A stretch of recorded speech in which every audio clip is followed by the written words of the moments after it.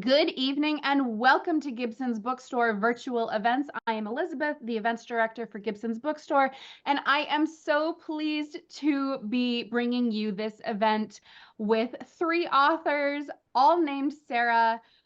We had so much fun with this event. I was talking with Sarah Adler and she says, "Hey, do you want to do Oops All Sarahs?" And then Sarah Hogle said, "This is the Try Sarah Tops event." And I'm just saying that the jokes didn't get any better or worse. From there, it has been tremendous fun. We did virtual event social media graphics. I did a nice professional looking one. And then my coworker Ryan said, "You should do one like it's three Sarahs, three wolves all howling at the moon." So I did. And it is one of the achievements of my professional career that three authors chose the novelty social media graphic as their promotion graphic, and it has been so much fun. I cannot wait for tonight. This is going to be the most hilarious event.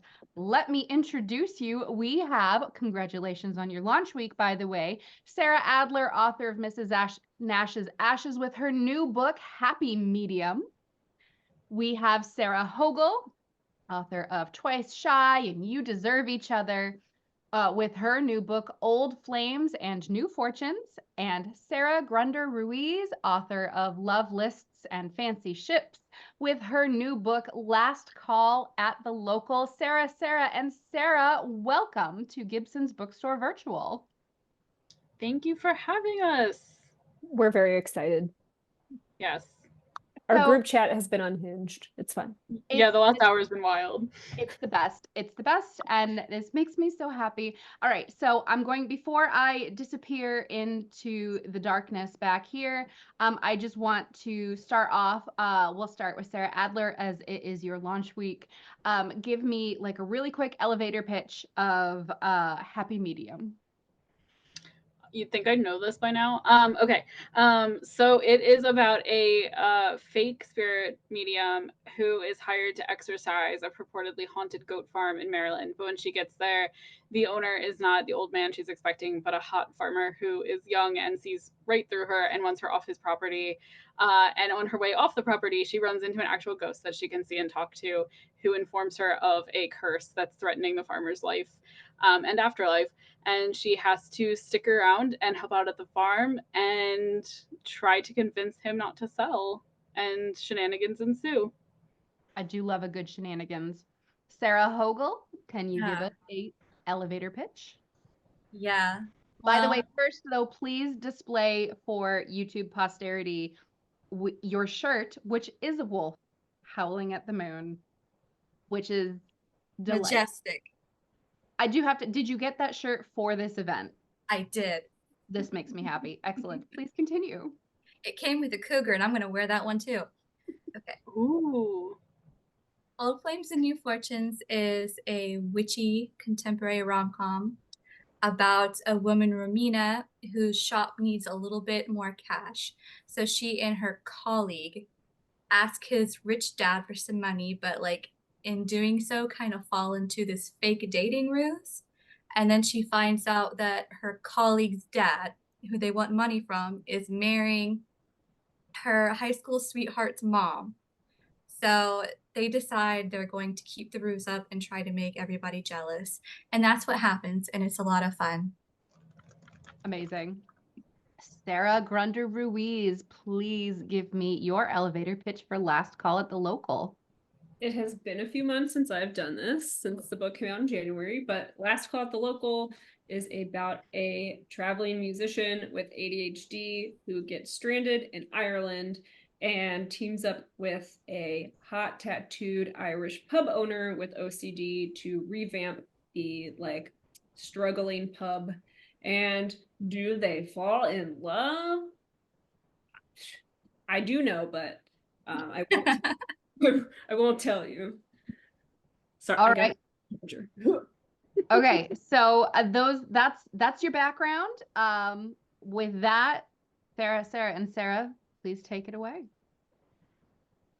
All right. So full transparency, we have not planned anything at all. We figured we would just go with it. starting with the fact that like an hour ago we were like, what are we wearing? And decided to go novelty t-shirt with it.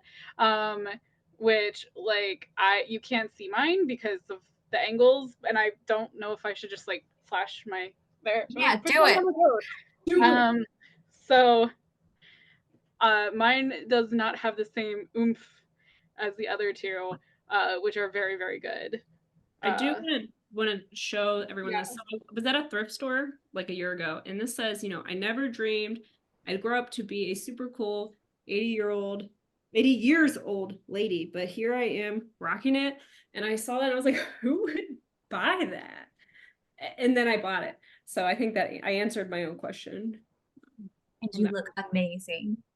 Thank you. Yes. And also I want to point out that they decided to go real fun and over the top with the makeup, and I like don't have that much makeup, so it was like really hard for me to like do it, which makes, I don't know if that makes me look weird or if it makes you guys look weird, but like you make us look balanced as a whole. So I don't know.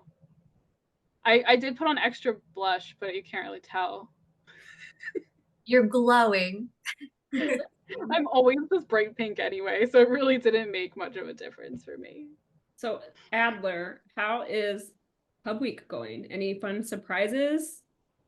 So it was interesting and kind of cool because I got to do my launch event the night before, which honestly highly recommend.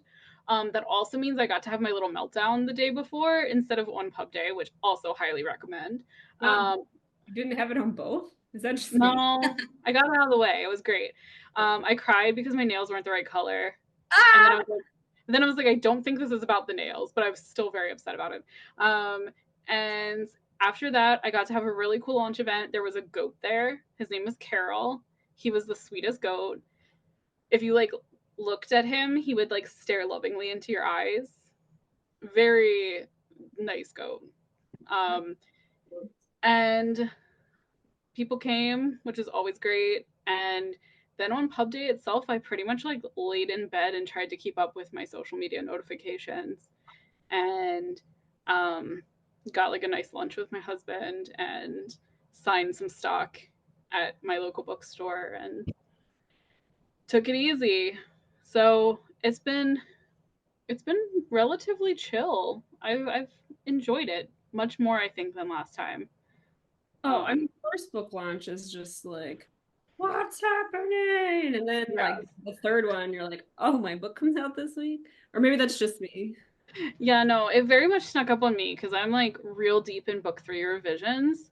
So literally I had to like plan launch stuff around that of like, okay, I'm going to stop revising on this day. I can take this number of days off, then I have to like start again. So organized. So it like snuck up on me. Actually, I changed the deadline. The original deadline was like less than a month, and I had to rewrite half the book, and I was like, this is not going to happen, sorry. So now I have a little bit more cushion, and that also helped my stress levels a lot. What can you tell us about the book you're working on? It is, I think it's called, nobody has told me I have to change it. It's called Finders Keepers, and it is a estranged childhood friends, two lovers, treasure hunt rom-com. And it's fun. I mean, it's got, so my thing with it, because I always have like a thing in my books, and for this one it is that there are like oral history transcripts interspersed with a turn of the century seltzer industrialist, and he's basically like Willy Wonka, but like a little less child endangerment. So he's been real fun to like write. I really enjoy him. I feel like maybe that was my past self. You do know my email address to send it to me when it's time, of course. Yes. When it's done. I owe it to so many people, but it is super not done. What are you working on, Hogle? I'm sorry, I'm really scared and my dog is going to shit on my couch. For some reason, she keeps doing it, and I see her over there just jonesing. All right. I am about to start edits on Zelda Tempest book. So she's the sister of Romina. So she's the main character in Old Flames and New Fortunes. So 3 sisters, so hopefully 3 books. And it's really weird, and they're kind of like cryptids, but not in it, and they're like a big hunt for that. So, yeah. Is this the one that has the No. Mike Wozniak love interest? I knew you were gonna ask that. No, and I think changed that because the traits were too similar to something that I'm doing with a different character. Okay, well, as long as there's something similar, I'll be very happy. Some of it got chopped out, so I don't know. Does he have a mustache? No. I didn't know how readers would react to that. I saw a cover today. I think it was for an indie pub with like a straight up Ted Lasso style hero on it. And I was like, you know what? Okay. I mean, the mustache is kind of in, right? I've been seeing them, and sometimes they're not terrible. I can get down with a mustache. It's very like when we were kids and went to friends' houses and their dads were around. I didn't have friends. I'm just kidding. I had at least one, so it's good. What about you, Gian? Yeah. Well, I'm working on nothing at the moment, but I am, speaking of haunted, I'm going to, so every summer I go for a week to a haunted play. It's a haunted house. It's like a haunted mansion. But they host writers for like, and it's in North Carolina, and it's really great. It's my favorite place in the whole world. They host writers for 1 to 2 weeks at a time for like writing retreats.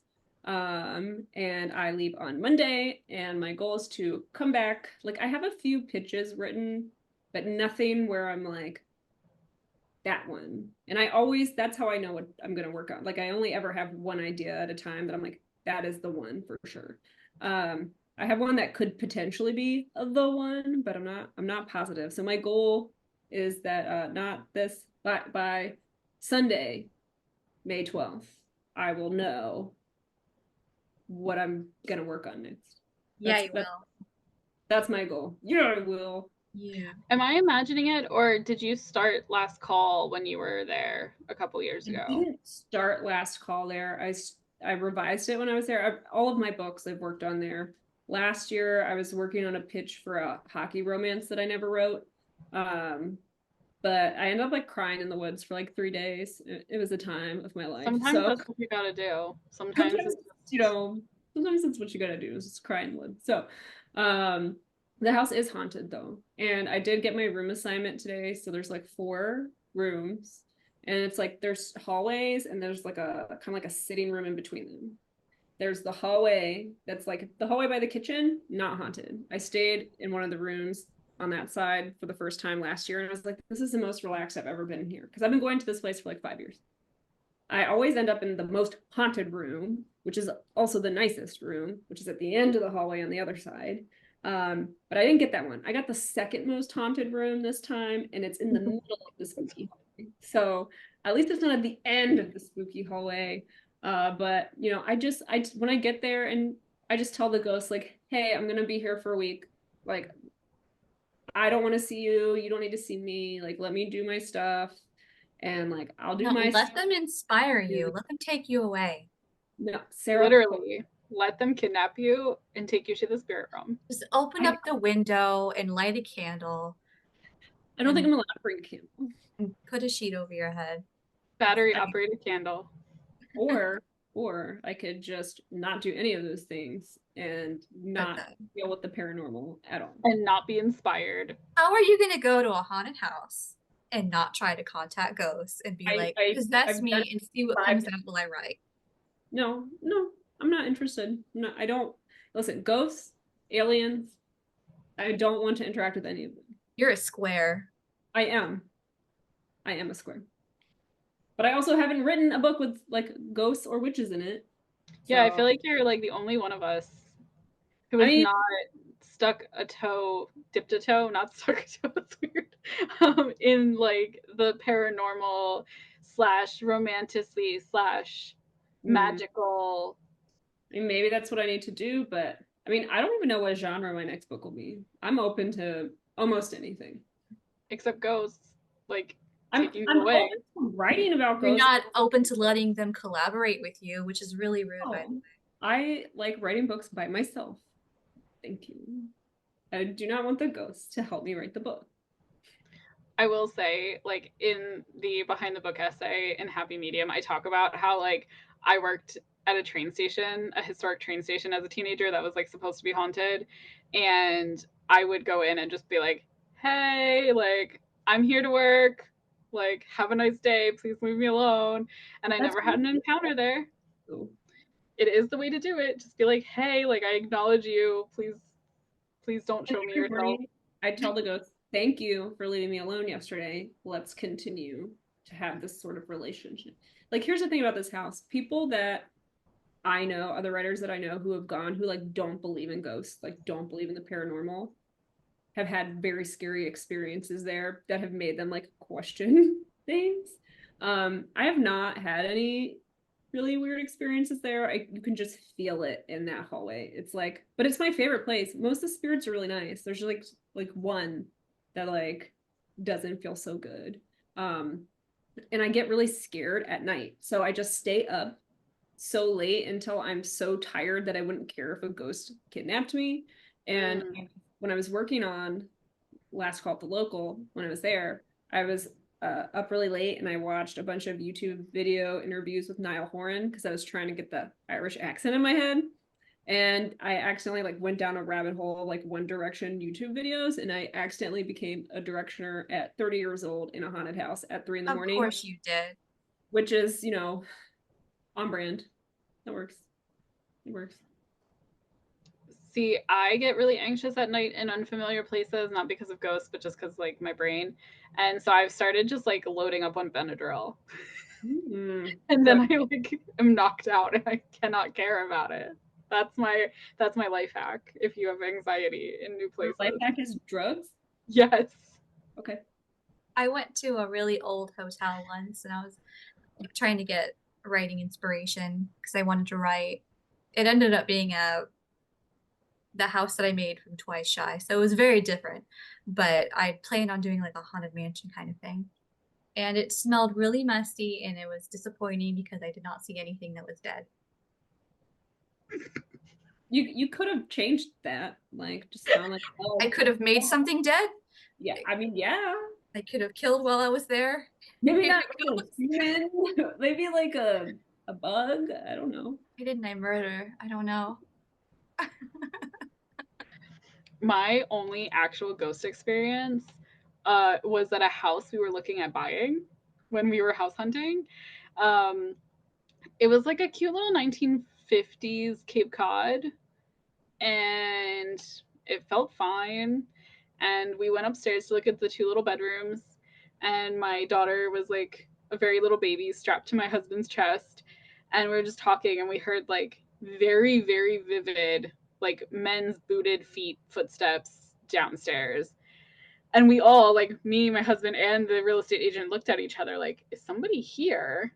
And so she like went down to check, and there was literally nobody in the basement, nobody outside, doors were still locked.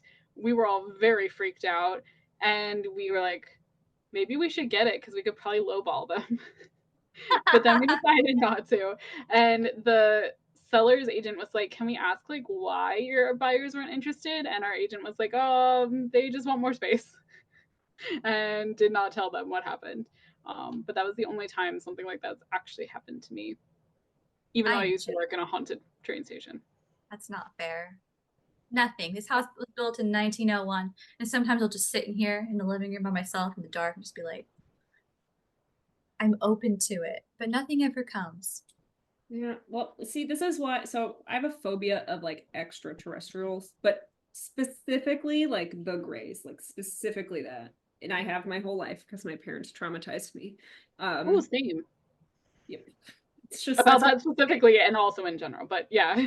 Right. And so but I have this thing that I say, like, I'm not gonna say I believe in aliens, but I'm not gonna say that I don't believe in them, because if I say I believe in them, they will come and get me. And if I say that I don't believe in them, they'll come and get me to prove it. And so I'm just neutral. I am alien neutral. In my personal I saw Independence Day when I was probably 4 or 5. Because my parents used to watch grown-up things in the living room while I played under the coffee table. And they just were like, oh, she doesn't understand it. And it's like, I understood just enough to have nightmares about aliens coming to my kindergarten for like a solid year. For me, it was X-Files and Crypt and like alien documentaries. The X-Files theme song would send me into like a full-on like fight or flight panic. So, but I do like it as an adult, but I do remember my parents used to let me stay up for it because they thought I didn't understand it, which was very weird, actually. Do you think that those experiences shaped us into writers in some way? Sarah, were you exposed to I'm Hogle. Were you exposed to inappropriate content as a child? I don't think I was. I was scared of everything as a child, but let me tell you, I read about aliens all the time. I am on Reddit. I was just gonna say, are you on Reddit? I'm on Reddit reading everybody's like experience about what their experiences with aliens. I'm just so jealous. Are you on the like Mandela effect one too? We have to trade some subreddit recommendations. I like the conspiracies and the paranormal stories and the aliens. I haven't been on there in a long time because I used to read it while I was at work when I had like a office job, and now I don't, so I don't really have a reason to be on there all the time. But I liked Glitch in the Matrix, where it's people thinking they like found inconsistencies in their life. That's a fun one. I think it was like something about early 90s television was like made to create anxiety disorders in children, because like it was stuff like, do you remember Tales from the Crypt? Well, yeah. My grandparents used to watch like 10 worst tornadoes, like just things like that all the time. And it's like, okay, most of my phobias now come directly from things I remember people watching. There is an episode of Fact or Fiction where someone disappears in a closet. And I actually think I referenced it in Luck and Last Resorts. I did research on it because there's like a little like sidebar about Fact or Fiction that like Nina and Ollie watch it. There's one about a kid who like disappears in a closet. I still cannot be in a closet with the door closed without thinking about that. Not that I'm often in closets with the door closed, but I know, it was like, what context other than being a child like playing and hiding from people? Hiding from my children in their closets. I remember being very afraid of a closet in my house that I grew up as a kid because I was really adamant that Chucky lived in there. That was his home, Chucky from Child's Play. So I did see that at a too young age. I can't really think of anything else. I did read the book Flowers in the Attic by V.C. Andrews when I was in 6th grade. Yeah. I don't know why. My mom was like, yeah, this is a great book. I was like, okay. Also, Clan of the Cave Bears. Have you guys read any of those? The what? It's called Clan of the Cave Bears, and it's hard to explain, but it was not appropriate for me at the age that I read it. See, when I was that age, I was reading stuff like The Count of Monte Cristo, because I was becoming a very unlikable little nerd around that age. What are you guys reading now? Good question. Let me pull up my secret Goodreads account. I don't read. Mom, I don't read either, Sarah. I don't read. I watch TV. I love television. I'm sorry. I like social media, like To television. be fair, I have not finished a book in a while, and also a lot of what I read is because like of blurbs and other such things. So I am like maybe 20% through listening to Last Call at the Local, because we had to wait forever to get it from the library, and it's about to go back, and we're gonna have to wait forever again because it's in very high demand here. Yeah. Nice.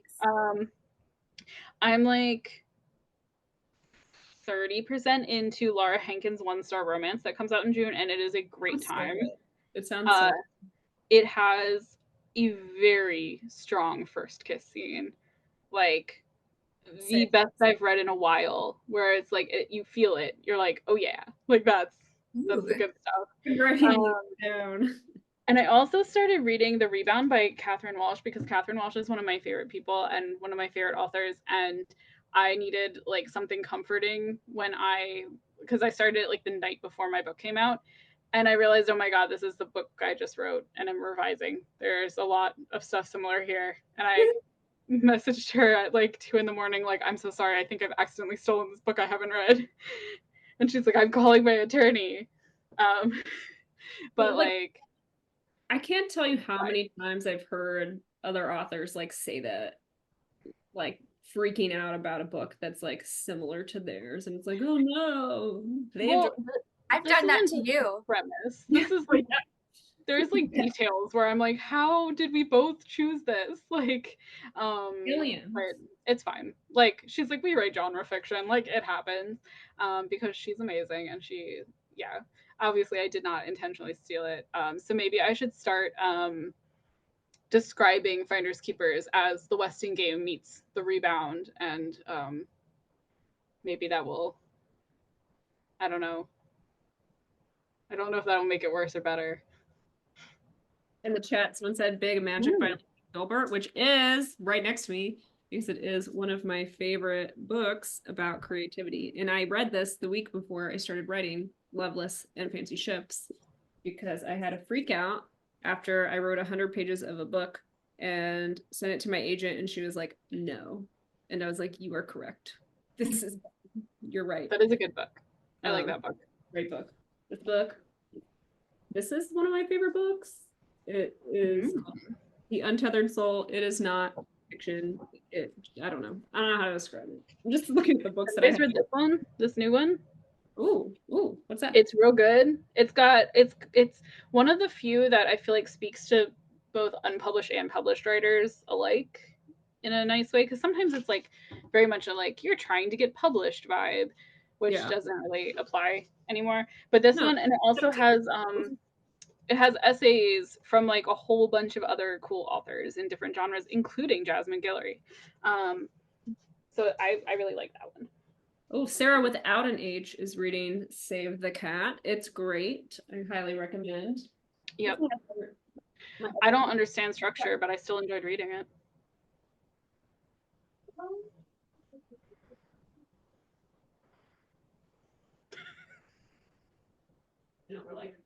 This is what I'm reading. Oh, I like that one. I read with my son, and that's what I read. Oh my gosh, this reminds me. On my Goodreads account, so my daughter uses my Libby account through the library for like audiobooks. I didn't realize she was then rating the books when she was done reading them. I posted to my author Goodreads account. So it looks like I'm just like reading all the Captain Underpants books and rating them 5 stars. And I didn't notice for like a month or two, because I went on Goodreads, which, I try to not go on there too much. I only read the 5-star reviews these days. Back in the day, Sarah Adler would send me my good reviews for me, so I wouldn't be tempted, because she's an angel. And I was like, someone was liking my reviews. I'm like, why are these people following and liking my reviews? And it's like, Dogman book 3 5-star rating with like no words. And I was just like, okay, well, that happened, and now I have to warn my daughter, like, maybe don't rate the books that you're reading. But also, I mean, if you want to, like, go ahead. Like, this is my emotional support water bottle, and I need some emotional support. Yeah, my daughter learned how to read this year. She's like very much a type of kid who like doesn't know how to do something and will like resist learning and then suddenly just know it proficiently. So she can like, cool. What? So she's just cool. Yeah, and probably neurodivergent. But anyway, she can just like read whatever now. She keeps picking up my books and threatening to read them. How old is she? She's 5. She's Yeah. about to turn 6. But yeah, she like picked up Happy Medium because I had a copy in the car, and she was like, I'm gonna read it. And I'm thinking the very first line has the word bullshit in it. Please do not do this. She's like, I'm gonna read it. But we saw Elephant and Piggy, I'm in a Play at our local like community theater, and that blew her little mind. But they did not dress up as Elephant and Piggy, which was a weird choice. They were just people wearing things that were slightly reminiscent of the characters, and you had to use your imagination. So that was a little disappointing because I fully expected some man to have to like wear an elephant nose for 2 hours. You shut up. He should have. Elizabeth wants us to be on topic. No, So hold on. Before we get on topic, yeah. just real quick, my oldest started reading reviews of my book after my debut came out. She would go on Amazon and look at them. Because one day I found her sitting on her bed looking very upset. And I'm like, what are you so mad at? She's like, these people, they don't know anything.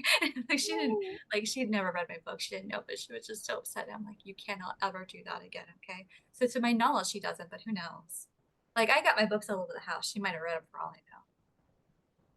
So I do have Her friends do. for you. What is a secret behind the scenes fact about your books? Does it have to be a good one? Well, I don't know what that means. Like, well, I don't know. I know they do fun stuff for research, right, Adler? I got to go. Yeah, I went to the goat farm a couple of times, and hung out with the baby goats, and that was fun. And I also went and talked to the farmer I followed her around while she did her farm tours. She was too busy to like actually sit down and talk to me, so I just had to follow her. And then I like had to chat with her kids, like while some guy was there repairing a refrigerator in the farm store, things like that. Yeah, I don't know. So Elizabeth said, tell us about the tweet that inspired your book. And so I can say that, I guess yeah. So it started as a Twitter joke that I made, because I thought of the title, I Ain't Afraid of No Goats, and I was like working backwards what that would be about. And I came up with something that was kind of like the plot of Ghost, but like not really, about a goat farm. And I tweeted it out, and then I like was like, actually, And then I wrote also, Hogle, you did that with Just Like Magic, right? Where you tweeted it and then like deleted it because you're like, wait, that's a good idea. Yeah. That is amazing. Well, Sarah Hogle and I have a fun fact about our latest books. We do. They are in the same universe, actually. They are. And do you want to explain? I don't even know how we came up with this. I don't remember either. Your character orders. Yeah. So yeah, Rain, the main character in Last Call at the Local, there's like in chapter 19, she orders a hit clip. You know what the hit clips are, like back in the day, like a vintage hit clip of Shaggy's Angel, but it never gets delivered, like it goes missing in the mail. And that's where Sarah's book comes into play, because where do you have it in your book, Sarah? Chapter 29. The hit clip somehow ends up at their shop, which I guess for some reason they get a lot of other people's mail, and Trevor decides he's just going to keep it. He says, old school, not gonna lie, I'm keeping that one, and he puts it on his belt loop. We talked about this like a long time ago, and we're like, we're gonna be, and I didn't know you were actually gonna do it. Of course, so I'm actually gonna do it. I have come to learn that about you, Hogle, that you will do it. And like, because so I put it in there, and then when I was reading Old Flames and New Fortunes to blurb it, I was like, oh my God, she actually did it. So that's a little fun fact that nobody else seems like, no one knows, because like I don't know who would even ever pick up on that. But yeah, so our books are actually connected. So that's a fun fact for you. So that means that magic exists in the world of Last Call at the Local. I mean, it's the real world. Yeah, of course. It was not intentional, but in my first book, Mrs. Nash's Ashes, the main character, Millicent Watts Cohen, we have canonically decided that she is like a cousin of the main character in Rachel Ronya Katz's book, Thank You for Sharing, whose last name is Cohen, or Cohen Jackson. So they are cousins, and we have talked about like the family reunion and how they would interact and their partners, and yeah, that's also canon, but after the fact. Kessa Afia, who wrote Dead Dead Girls, I think her second book, she has like a character, and her books are historical, but like a character that she says is distantly related to Ollie and Jack. Nice.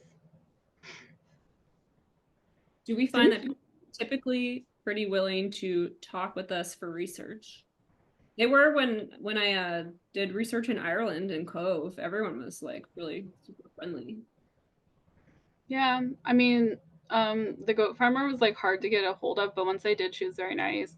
I did not tell the spirit medium I went to what I was doing, because I did not want her to know, and she was a total fraud. So it was actually very useful to me to kind of observe what she was doing. But I didn't do much. I've done a lot of research for books I never wrote. Yeah. Not so much for the ones I did. I actually have like the contact info somewhere for the guy in charge of one of the pretzel companies back in my hometown, because I was going to write a pretzel book. I was going to, still you should. A pretzel. I don't. Well, so where I'm from, Hanover, Pennsylvania, is the snack capital of the United States. That's where the Utz potato chip factory is, and the Snyder's pretzel factory, and a few others that have mostly been bought up by larger companies now. But I was going to set a book there and call it Snack Town, and it was going to be about like this small pretzel company who was like about to get taken over by a larger conglomerate. But it didn't really work, and my agent doesn't think it's high concept enough. Okay. So What the frick one day is high concept? Okay. I'm just like, I get very much sounds like you. A book about Snack Town. I like it. I mean, that I sounds feel like to me. high concept for me is like the way that my agent, who is also Hogle's agent, has described it to me is it needs to be very me, which I think is a nice way of saying weird as shit. Like basically something only I could write, which again is that code sounds for weird like as shit. exactly what you just said. I don't know. I feel like other than the setting, I feel like it can't just be in the setting alone. It needs to be. It needs to be. Someone eats a pretzel and dies, and there's a murder, and they have to solve it, and their love is like a pretzel because it's all been out of shape. Oh man. So maybe it should. It was gonna be an enemies to lovers, but maybe it should have been a second chance. That sounds. I will just read any second chance romance. I mean, you know what? I might do another one. I really enjoyed that book. Yeah. I love second chance. Yeah. I would do it every time I could get away with it. I just want the angst. You're good at it though. You're really good at it. You kind of, I mean, I don't think you want to write this, but you did set it up where Joe's sister might have. I mean, I have a document for Mark and Beth. I wondered if you would. That was initially, for a little bit, that was an idea I was really playing with. Also, Clara and Roisin. I've got even a mood board for them, but I feel like it's time for me to go to a different universe, perhaps, for a little bit. Like the ghost one, you need to get kidnapped. No, sister dies. Hear from me after next week. She's a ghost. We're gonna feel really bad, and this is gonna be on the news of like after being haunted by fellow authors, like North Carolinian Sarah Grunder Ruiz has disappeared into the spirit realm. Sarah without an H in the chat says that she loves the idea of an author in a haunted house trying not to write about ghosts. But I'm gonna write that down. I'm gonna write that. The ghost just keeps opening up her computer and writing it anyway. mean, that would be great. I wish that would happen. Ooh, what if it's like Yellowface, but instead the ghost wrote it, and it's like the ethics of can you publish something under like your own name that a ghost writer. Ghostwriter. Writer. The ghostwriter. Come on, that's perfect. I am writing this down right now. Take Sarah it, without an H. You got to remember to get remind me to give you some credit for that. Yep, in the acknowledgement. That's pretty fun. I am literally writing this down right now. Yeah. What I am loving so much about this event is that it has accidentally become a like a workshop or like this, like let's work through our issues with our currently existing drafts as we work through it with chat. This has been possibly one of the most fun events I have ever had. This is great. I will remind you, I am recording this, not as a threat, but that we can refer back to all of the ideas that we have been talking about, because I feel like we need every one of these books. I think that maybe the pretzel romance should also be like a murder mystery, and it could be like the second proof. You know, like when the dough rises. I don't know. That joke made fun in my head. My boss probably is going to want us to at least pretend to talk about books. At which point I will remind everybody in the audience that this event is being put on by Gibson's Bookstore. And these are authors Sarah Adler, Sarah Hogle, and Sarah Grunder Ruiz. Please buy books from your indie bookstore, but especially from Gibson's Bookstore. The books are available from indies and from Gibson's. We have the books right here. And don't they look beautiful? I want to know, I'll ask some questions about books here.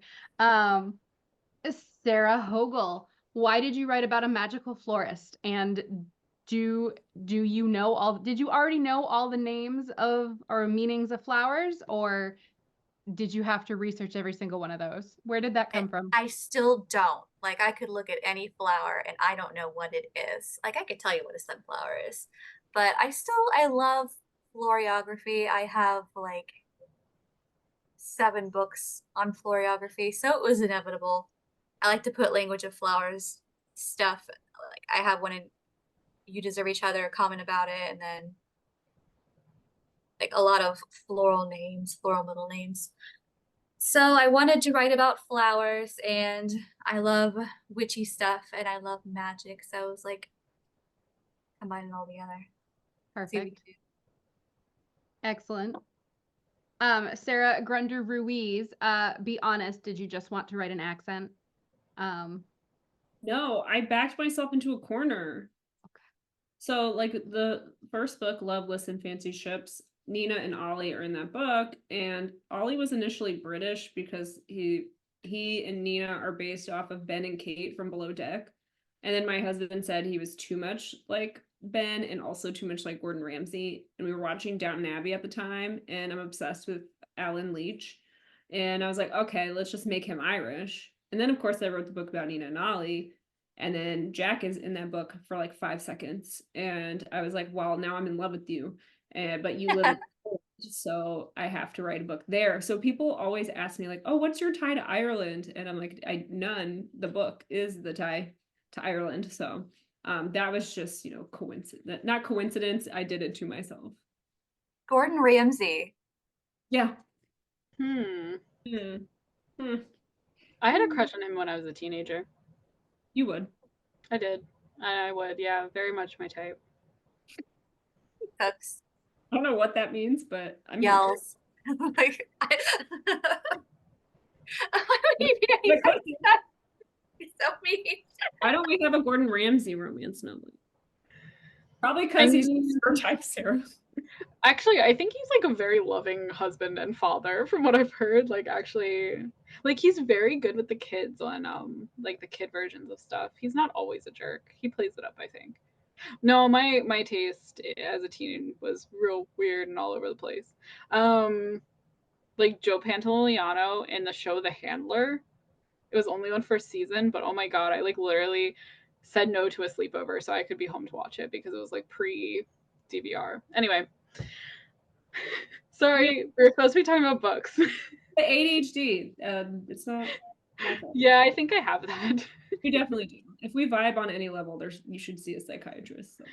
I firmly believe that part of the diagnostic criteria for ADHD is to put them in a room with somebody who is already diagnosed and see how quickly they make friends. Yep. Yeah. Yep. All right. Yeah. So pretend to keep this on books. Sarah, happy medium. Ain't afraid of no goats. Ghost romance.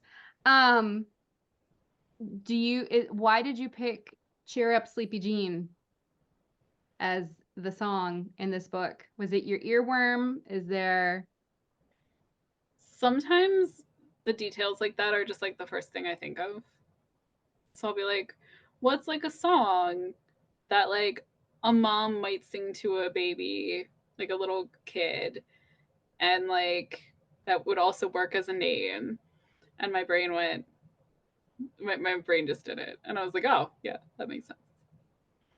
Okay. Audience members, if you have any last questions, we are about to wrap up. I'm going to ask a last question of each of you here. If we circle back to the paranormal, and would you rather write a romance novel involving a love interest that is paranormal cryptid of some kind, or like deep ocean cryptid? Paranormal. I don't want to write either. I want to write both. Wait. Like as like a poly thing, or like as one person who happens to be both? I choose reverse harem, 100%. I feel like I get these ads on Facebook. Haunted like submarine. What where about it's like 3 shifters sharing some woman, and I don't know why I keep getting these on Facebook, but they're like, forward it to me? they're ads and they never have any comments, and they always have like really strange like letter replacements so they don't get flagged by Facebook's algorithms. I'll send one to you next time I see one. One of the heroes is named Calix. That's why it always comes with like a somewhat relevant but mostly not illustration that's like just this side of Safe for Work. Excellent. bears? I think I'm in a Facebook group that mostly shares those screenshots of those ads, Sarah, by the way, and it is hilarious. Here's a great audience question, perhaps to wrap up. Thoughts on bear shifters from the Bear versus Man discourse this week? What is that? The Bear versus Man? I don't. Okay, so I feel like we might need to edit this out after words so that we don't fall on the wrong side of like political YouTube. But there's a hypothetical question. If you, a woman, were to walk into the woods, would you rather encounter a bear or a man? And many women are choosing bear, and men are very upset about it. Is the highest, most polite way to describe this. So I guess, would you rather choose a bear or a bear shifter? Or thoughts on bear shifters, because you would then encounter both. I feel like I don't have enough context. Like, is it just like the universe will supply a random bear or a random man? Yes. We can't choose the bear or the man. Bear. Give me the bear. I've only read one shifter romance, I think. I think that this is not my genre. I don't know what it would be like. I don't have the experience of reading about it, and I don't like jumping into situations that I haven't researched. Yeah, my shifter romance experience mostly comes from the late 90s and early 2000s when I was reading Anita Blake, Vampire Executioner, by Laurel K. Hamilton, which was a delightful series that went off the rails at about book 11. But shifter romances have gotten much more advanced since then, and I don't think I can keep up. I wonder how much of the shifter thing is because people read Animorphs as children. You have a point. I'll just say that, like, I know how to fight a man, but I don't know how to fight a bear shifter. So If I don't it's know what's black, dangerous, but I know my tap. own. If it's brown, lay down. I think that's what they say. Is that true though? I don't know. Black bears are cowards. Okay, good to know. I live in bear country up here in New Hampshire, and you literally just tie a sleigh bell to your hiking pack and you will never see the black bear because it goes, oh no, and then it runs away. But Or- a brown bear will try to, if they're hungry, they will try to eat you. Whereas a black bear it's like 300 pounds, not 600 pounds. They're actually quite small. I mean, it's a bear, but Can I choose to not go in the woods? yes. I'm gonna go with that one. Okay. But what if you need to cry for 3 days? I'll just cry in public. It's fine. I'm okay. You can cry in a Okay. closet, but don't close the Power door. move. Go close the door. No. This has been possibly one of my favorite author events ever, and I have had the best time. Sarah, and Sarah, thank you so much for doing this with us. We're gonna have to start a group chat, please, because I can't quit you guys. We can't either, unfortunately. Excellent. Okay, so we'll remind you all 3 Sarahs have fresh books out. Please order from your local indie bookstore or specifically Gibson's Bookstore in Concord, New Hampshire. Tonight we were joined by Sarah Adler, whose new book, Happy Medium, has a fake spirit medium who has to convince a hot farmer that she's not lying this one time. And she does see a ghost or else he's going to die. We have Sarah Grunder Ruiz with Last Call at the Local, where they try to save a pub and they're hot and Irish or American guitar person. Not a shifter, just a person with a guitar, not a person who shifts into a guitar. And then we have Sarah Hogle with Old Flames and New Fortunes, where a magical florist and the high school sweetheart who broke her heart. Which, by the way, I will tell you, I was reading some of it at my daughter's lacrosse practice last week, and I laughed out loud and had to explain to the parent next to me that this author definitely has children because that is how children actually act in the books. Is delightful. And then I had to give her a book from the trunk of my car because that is my life. Please do more romance author events. Yes, please. I will remind everybody that Bookstore Romance Day is happening in August. And we are planning a bookstore romance novelist cocktail party where you kind of like trick or treat to the romance novelists at tables, and it's going to be great. Sarah, thank you so much for joining us for this delightfully unhinged evening. Thank you so much. Have a great night, everybody. Thank you, everybody. Thank you.